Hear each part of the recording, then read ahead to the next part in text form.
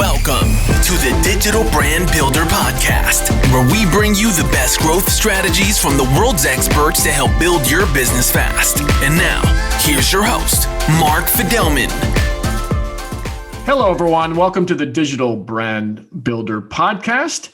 Joining me today is Swire Ho. Did I pronounce that correctly? Yeah, Swire. You can also call me the promo guy. The promo guy. Love it. Okay. Well, we're going to talk about promos, actually, and then how they can help with campaigns. I mean, many of you probably think of promo items and promo gifts as just something you give out at Christmas or what have you.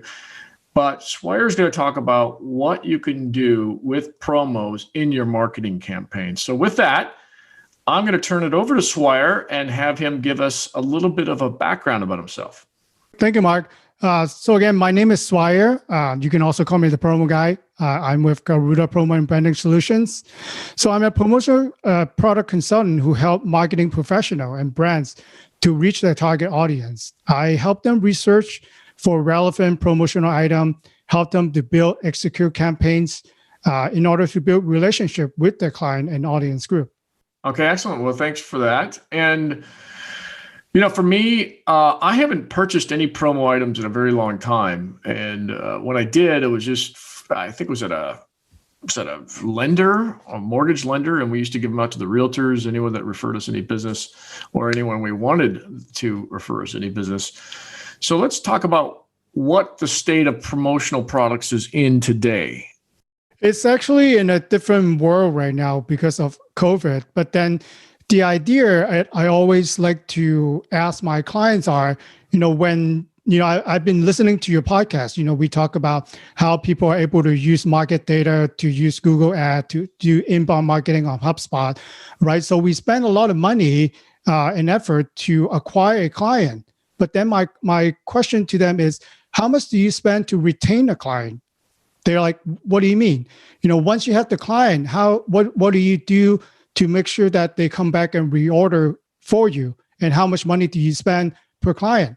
Normally, they couldn't answer it.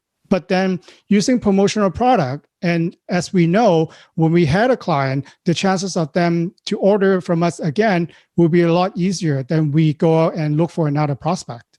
So by using the right promotional product, campaign can help you achieve that. And when we talk about promotional products with companies today, what are the hottest promotional products that companies are purchasing? It's all about box set and drop shipping right now, because the name of the game right now is, we don't want it to social mass gathering. Yeah. So we actually helping a lot of campaign and drop ship to all the employees that they have. And then also to build campaign to reach out to their target audience. So it doesn't specific to what item it is, but then our focus is helping the client to ask them the question as they were in digital marketing. Who are your target audience? What are their persona? What kind of items they will respond to? Because a successful campaign is if I send you a item, Mark, for example, that you like it so much that you start posting it on social media, even with someone else's logo on it. That is a successful campaign. And it's not product specific. It's how our client are able to tell us who their target audience are, and then we find the right product for them. It seems to me like a branded mask that was, comfortable mask would be right for anybody. I don't know if you've had any requests for something like that. I remember there was a time when USB sticks with information on it was pretty hot. So there's nothing that comes to mind when you think of, okay, here are the brands in this day and age that are just crushing it with this particular item, or this item's in high demand? I don't think it's product specific. A face mask obviously is very popular and it works for a lot of industry. But then it just really, if a better campaign can be built if the client would tell us exactly who they're trying to target, especially if they don't know when they come to promotional product. Because when we do ads, we know specifically what keywords that we want to use, what platform we want to be at. But when it comes to promotional product, people will think about just buy a bunch of pen or water bottle or face mask as we have right now. But then I like to ask them and challenge them with this question: who are your top 10, top 20 clients? Who are your current client? Who are the prospect that you guys are trying to break into? Where do they hang out? tell me their persona. Are they, executives, or are they soccer mom, or are they like in the fitness industry? The more that you could tell us about their persona, the better that we could help an item that can locate them. For example, me and you, Mark, we both in marketing, but we all have different hobbies and interests that are like outside of our work. So the more that they can tell us about their ideal client, the better then we can help them focus on. It's just like we won't go to put an ad on all the platforms. We want to put an ad that counts so that our target audience are able to see them. Okay. I mean, it's so important what you just said is finding the right item that will trigger a response, or at least get them to feel positively about your brand.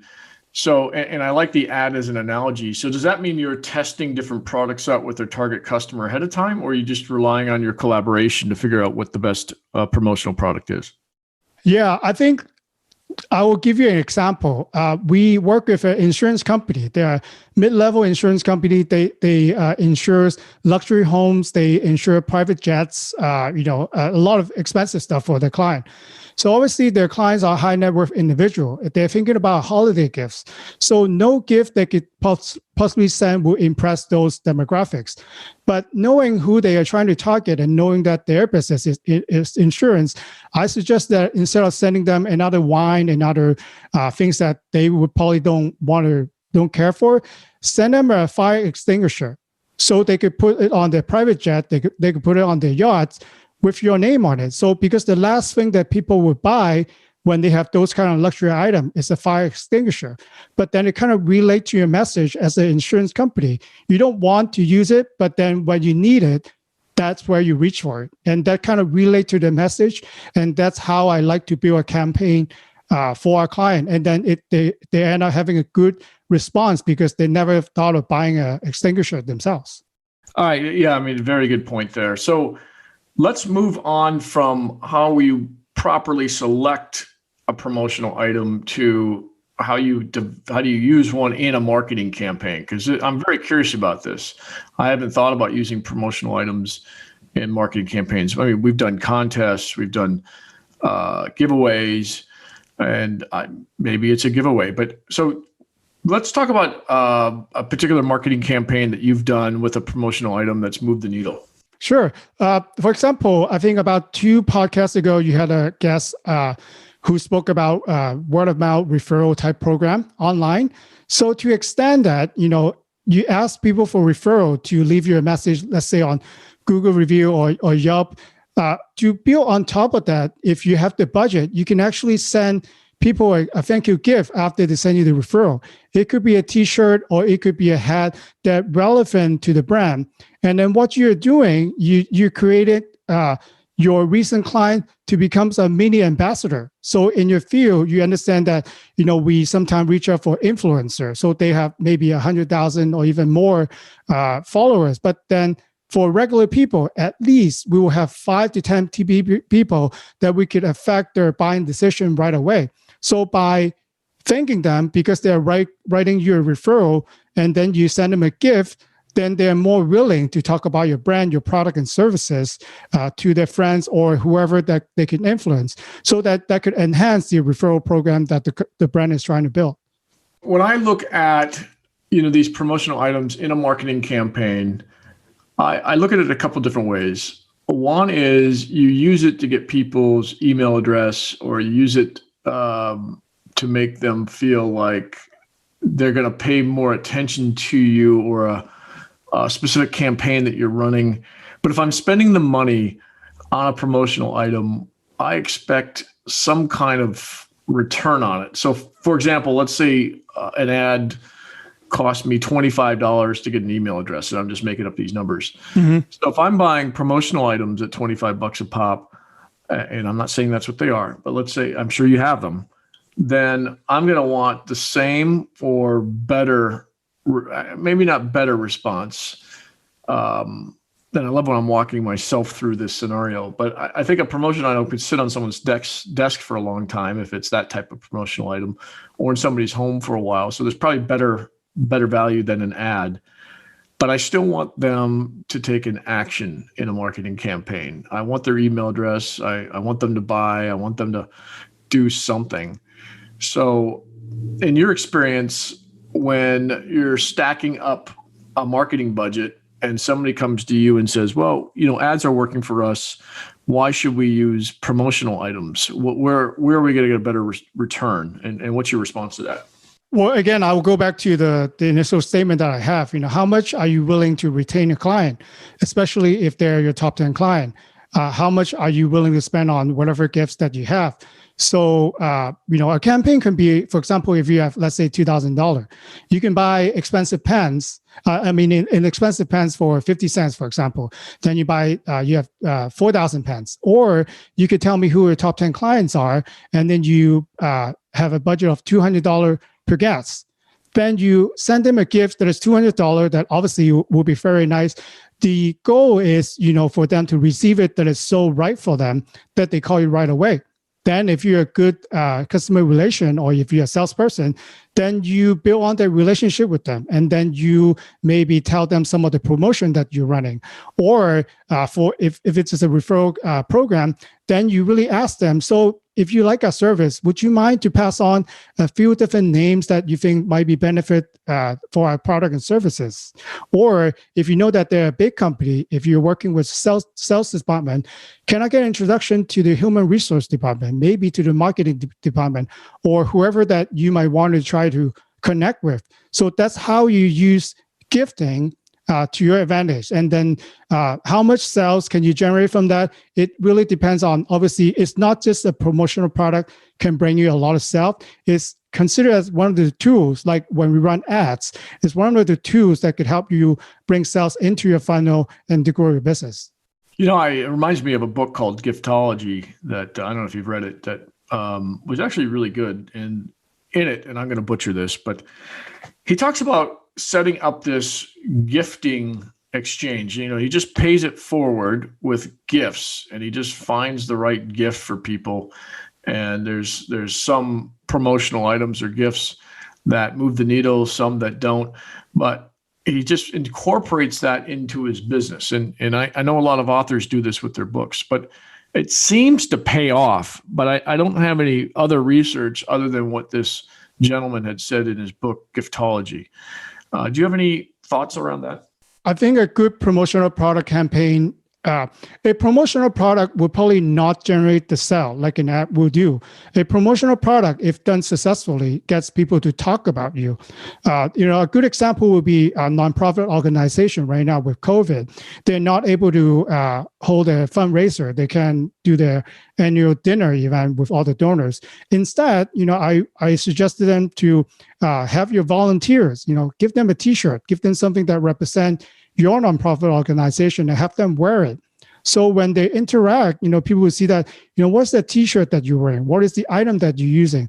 So the volunteer already support the nonprofit, will speak on behalf of the organization to help them actually promote and hopefully to connect other people to bring more awareness for the organization. In turns, they could drive more donation to the benefits that they have. I think if I'm sitting at home listening to this, and I agree with you, Swire. I think you've got to look at this as another tool in your tool belt. I think every company could adopt, what we're talking about today, if A, the promotional item were right, and B, you had a whole campaign around it, meaning you're not just giving away promotional items, you have a strategy around it to drive lead sales or retention. And if that's in place and you really have a solid plan around it, I think this could be an effective strategy. And I've thought about doing the Giftology for one of my clients. I just haven't had one sign up for it yet, but I'm going to retest that given what we've talked about today. So is there anything else other than what we've talked about that you feel is important for people to know about using the right promotional items in marketing campaigns? I think we should all think about the same mentality that we had when we buy ads. You want to be focused. Don't be afraid to go narrow. If there's only 50 people that worth having your item, then do 50 people. You don't have to give everyone a product as long as you don't do everyone on your targeted Google ads. So don't be afraid to focus and go for the niche and connect and build relationship with your target audience. Got it. Okay. Well, we are down to our final two questions. And the first one is, what is the hottest digital marketing technology that you recommend today? I do a lot of B2B. So I would suggest LinkedIn live stream. So right now it's still kind of exclusive. You got to be approved on it. We were fortunate to be approved. So we're doing a lot of content because a lot of my client, my prospect, and also my supplier and people that I met through networking are on LinkedIn. So when I do tailor content that is live stream on LinkedIn, I get a lot of feedback and I get a lot of meaningful connection through that way. So if you're B2B, do go and apply for that LinkedIn live stream privilege. Okay, thanks for that. And I haven't even been able to get live streaming on LinkedIn yet, and I've asked like 3 times, so I don't know what their process is. Keep trying. You got to try. I try at least 5 times. Yeah, I even have a course on LinkedIn, and they're still not letting me. It's interesting. Okay, who's the most influential person in marketing today? I would go for Elon Musk because he just changed everything that we thought about ad spending. I actually looked it up. In 2019, one of his companies, Tesla, spent $0 in ad spending. Compared with other manufacturers like Hyundai, every car that they sell, they spend anywhere from $1,500 to $2,000 just on ads.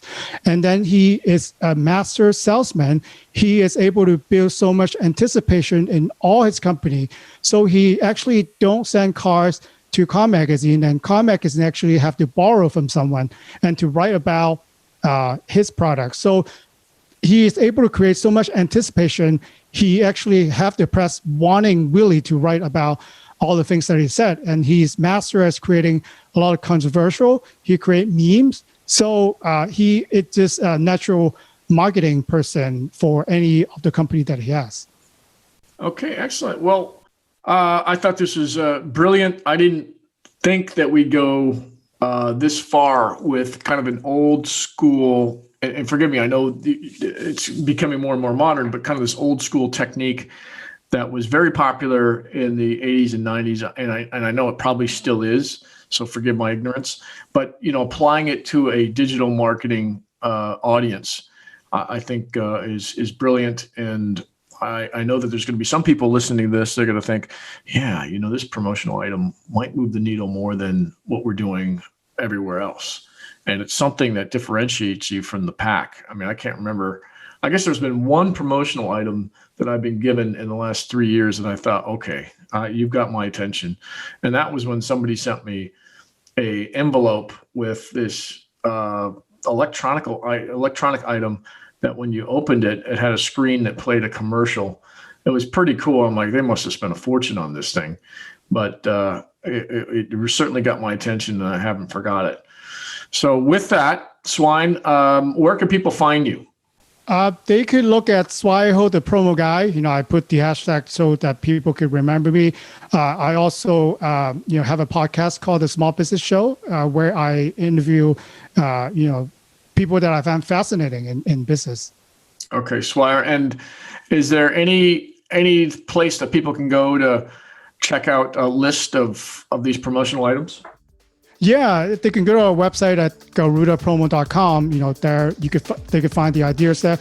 But I think the best way is to check in with me. Do you tell me who you're trying to target and what persona that they've had, and then see how I can help. All right. Thank you, Swire, very much. Thank you, Mike.